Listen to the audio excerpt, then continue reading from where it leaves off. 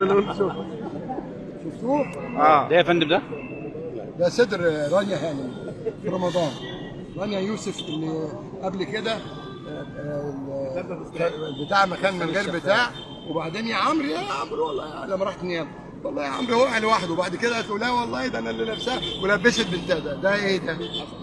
ده على المحور في رمضان في بلد اسلامي؟ ما ينفعش. يعني ايه ما ينفعش؟ حرام. يعني ايه ما ينفعش؟ لا ينفع. هو بينتقد ما الصور، تحاسبهاش. بينتقد. اهو الشمس راحت. ايوه ممكن توضح لنا؟ الشمس راحت. نعلي الاضاءه بس. علي وقعها علي الاضاءه. نعلي من ورا من تحت. يا ما بيطلعوا المحور صوروه خلاص. طيب ماشي. انت بتتكلم بتنتقد انا بقى كلمت اشرف زكي. يعني قلت له يا اشرف لما حد بيهين ممثل او ممثله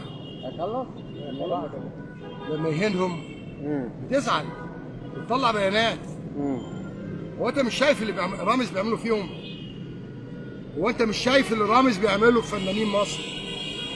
هم بيعملوا كل ده عشان فلوس؟ يا فندم من فضلك حضرتك مين؟ مواطن والله. لا مواطن لا فانك عامل ضفيره. حاجه هي يا راجل، الراجل بيعمل ضفيره.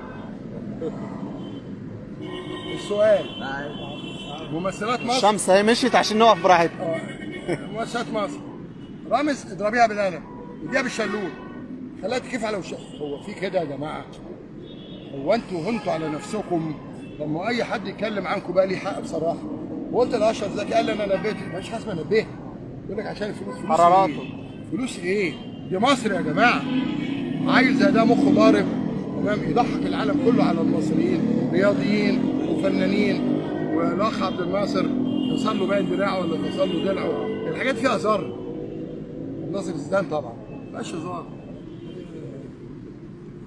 طب انت من حضرتك من خلال الصوره دي عايز تقول ايه للصور اللي ظهرت دي اللي احنا شفناها وطلعنا؟ اللي احنا شفناها من امن بالعقاب اساء. مين اللي علق الصوره في رمضان؟ اولا الصوره دي تفطر نص شعب مصر، تفطر نص الشعب. وبعدين تيجي تقول ايه؟ اصل البنات بنات ايه؟ انتوا اللي بتعلموا بناتنا كده. روح اي كوافير بتلاقي البنت مش عارف ايه وايه وايه، واللي جاب لها عربيه وجاب لها ايه ده؟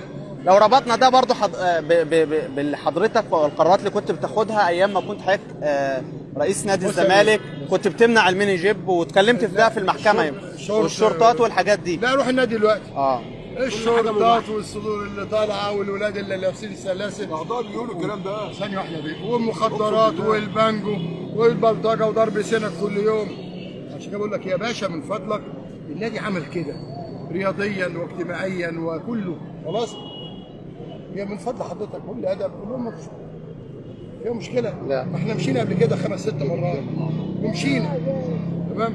ولا انت مستني انفجار اعضاء، مستني انفجار جماهير؟ اوعى تفتكر ان جماهير الزمالك هم العيال اللي لابسين اسود دول ولا ليهم قيمه ولا ليهم لازمه. مش دول جماهير. اتكلم على الجمهور الاساسي، الملايين الملايين اللي بيناموا دلوقتي محروق دمهم. وعايز اقول للناس اللي وقفوا مع حسين لبيب، هو الاخ معتز الشامي راح فين؟ شكرا يا عم الحاج. في الامارات. هو الاخ مدحت العدل راح فين؟ هو الاخ جمال العدل راح فين؟ هو الاخ عمرو الجنايني راح فين؟ الاخوه دول راحوا فين؟ فين دول؟ اختفوا. انما ايامنا لا، اصل مرتضى هرش، اصله عمل عينه كده، اي كلام. نادي الزمالك مش نادي صغير، جماهيره جماهير عظيمه، اعضاء محترمين جدا جدا جدا. روح اتفرج على سوق الخضار دلوقتي اللي في النادي، اللي ناشرين هدوم وحاطين بتاع وهم قعدوا مجلس اداره بترقص، واخد بالك؟ حنة شايفاه وخلخل وخلخل تمام. والست اللي هي الاحمر اللي انا جبت ابنها واخوها ورجعت تاني، وقبل ما امشي كرمته، وهي كانت مراسله اذاعه، جبتها شغلتها في القناه. شوف بتقول عليا ايه دلوقتي؟ اتقي الشر ايه؟ احسنت. رساله اخيره من فضلكم لمصر، اتقوا ربنا في بلدكم. المسلسلات اللي انا بشوفها انت ضد العنف، هات لي مسلسل مش عنف، كله عنف.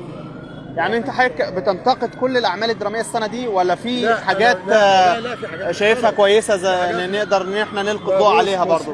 انا قلت مسلسل الحشاشين، الاخوان هيشتموني بعد 5 دقايق، بعد 5 دقايق على طول، على طول هتلاقي دلوقتي الاخوان داخلين حشاشين. هي حشاشه، انا عمري قد ما شفت الستاره. من فضل حضرتك في النهايه